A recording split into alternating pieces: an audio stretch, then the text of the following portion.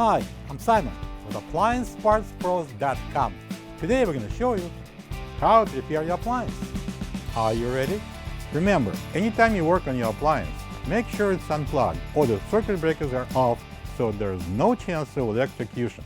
In this video, we'll show you how to replace the lower dish rack assembly in a GE dishwasher. It's going to be a very easy repair. Should only take a minute to show you how to do it.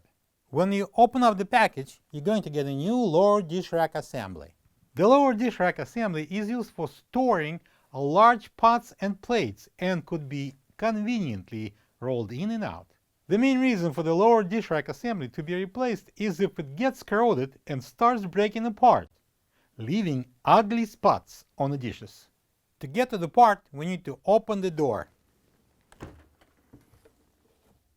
Roll out the lower dish rack, and then we can pick it up.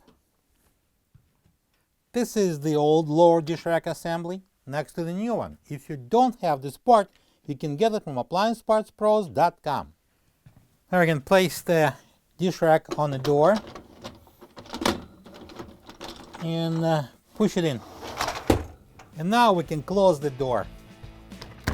Plug the dishwasher in and enjoy your clean dishes. Thank you for being a part of another successful repair brought to you by AppliancePartsPros.com. For any of your future appliance repair projects, please check out our other videos available on our site, on Facebook, on YouTube, and on Instagram.